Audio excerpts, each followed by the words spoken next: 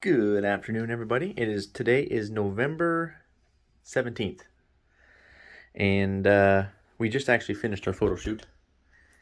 I had my plaid pajamas on. Ashton has hers, and we wanted to introduce you to our baby boy, and his name is Chapel. So he is 9. I actually said he was 9 years old, and then Ashton's like, "No, you mean 9 days old?" And I'm like, "Yes, 9 days old. He's 9 days old today." And he is slightly milk drunk, which is exactly how we like him. Because he's just very easy to handle, and he's actually been super good. Um, this is his room, his nursery. He doesn't actually stay here. He stays with us in a thingamajigger, whatever you want to call that. Bassinet. A bassinet. He stays with us in a bassinet. But just due to the video, we thought we would do the video here in his nursery. So anyway, we thought we would just talk about a little bit about the birth, the story, and what I've been up to this past week. And let me tell you guys, I feel like it's been like seeding season on full bore here, except it's November and there's snow flying outside, as you can see.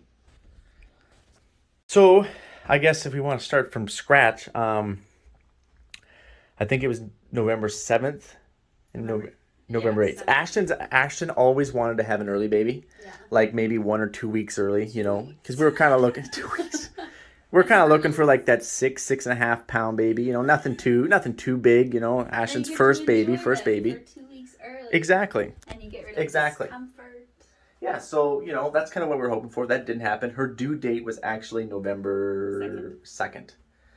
So November 6th rolled around and nothing, and then I was like, you know what, it's going to be November 7th or November 8th, and I'm fine with either of those 2 days, I told her, because November 7th is a 7, we got married July 7th, so the two 7s kind of go together. I'm kind of weird with numbers like that.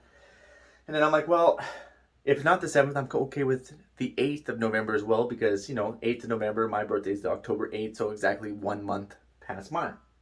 But I said not the 9th or the 10th. If she doesn't have it on the 7th or 8th, she's got to hold it to like the 28th. Because then I can kind of make the 8th, the 28th work, or the 27th. I can kind of make that work.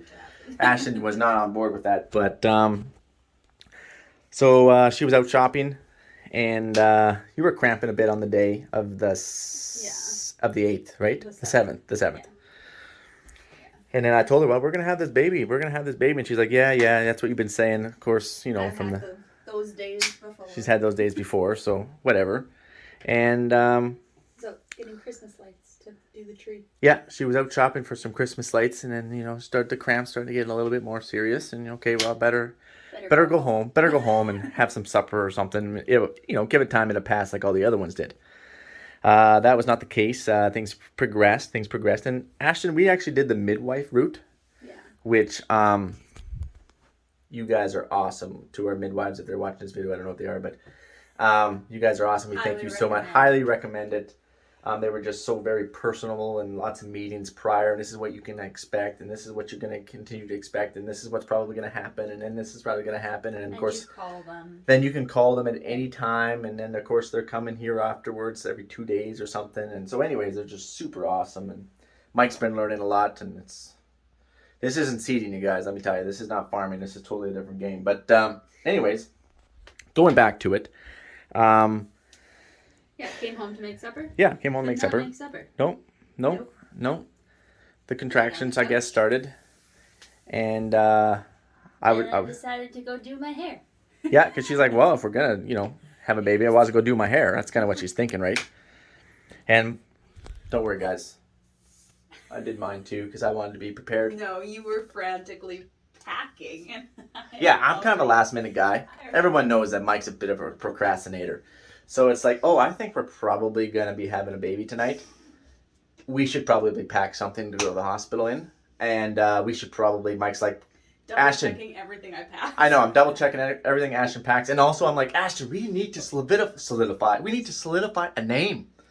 And we got time. They're not going to let you out of the hospital without giving a name, right? So anyway, don't worry about it. So we didn't know what we were having, just for the record. We waited for the surprise. We didn't know. Our midwives didn't know. Mike was actually thinking it was going to be a girl. Ashton was actually thinking it was going to be a boy. Ashton won. And we're happy. Doesn't matter whether it's boy or girl. We're super stoked. So anyways, going back. Mike rabbit trails a little bit. You guys know. Going back, Ashton was doing her hair, and Mike calls. You guys kept timing me. Yeah, I was timing, right. I was timing the contractions because the midwives, prior meetings are like, you should probably come in when you're like, what, 5 or 6 minutes apart? 6 minutes apart. 6 minutes apart. Unable to talk. Yeah, that's what they said. You're not going to be able to talk. If you can talk through your contractions, if you can talk or whatnot, you should probably stay home a little bit longer. And we're like, got it. So anyways, Mike calls. He's like, yeah, those contractions are like 2.5 minutes apart. And then they're like, but she's doing her hair. So I don't know what that means. And of course, they're super calm, super good. And I was pretty calm too. And they're like, yeah, you know what? Continue doing your hair. Maybe pack a few things, eat some supper, take your time. We'll meet you at the hospital in about a half hour, maybe an hour. So again, Mike's packing his stuff up, and he's like, Ashton, you should probably, finish curling your hair, but probably things might escalate here in the next hour or so. And then her water broke. It literally broke, right after the phone 60 seconds after we hung up the phone with midwives. So Mike calls back up the phone. Yeah, the water broke. So just thought I would let you know in case that's an important thing. I don't know if that's important or not, but I feel like that's important. So I thought I would share that bit of information with our midwives. They're like, oh, okay, well, I guess, we're probably going to have a baby sometime. Yeah, that's what I'm thinking, but I don't know. That's what I'm thinking. So anyway, she's still trying to curl her hair, and then those contractions have hit, and then she just goes like white knuckle like this, waiting for it, because it takes about 60 seconds or so for them to pass. So finally, water broke. She's changed her clothes. It kept breaking. She changed her clothes. It kept breaking or kept... Probably 6 times. 6 times, and I'm like, okay, Ashton, you're just going to have to go into the hospital with wet pants. We're just going to sit on a towel, because if we don't go pretty soon, I feel like, the baby's going to come right away. So we go in the hospital. Excuse me. So anyway, we checked in at what, 8:30? 9:30. 9:30. Around 9:30 p.m. And we checked in. And then turns out Ashton was already 7 centimeters dilated at that time. And Mike was thinking, if 10 is max, we're like, holy crap. Mike's thinking 7 centimeters, 9 p.m. Yes, this baby's coming on the 7th. A couple hours, pops out of there, we're good to go. That was actually not the case. That was not the case at all. And I guess you... went through the contractions and then finally pushed, and at the end of the day, Chapel was born at 5:06 a.m. on November 8th. So he's an early bird. He's ready to get to work. And I cut the umbilical cord.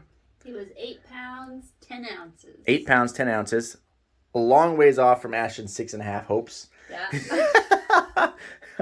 Few stitches for Ashton. Healthy and strong baby. Yep, both were healthy and strong. We thought about doing the video actually within the first couple of days, but Ashton by no means was prepared to do a video in the first couple of days of giving birth.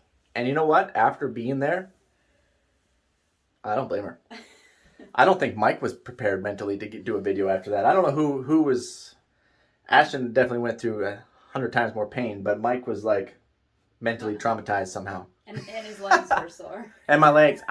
Oh yeah, that's right, because I'm a pacer. I am a natural pacer. I just pace all the time. I'm very active. I never sit still.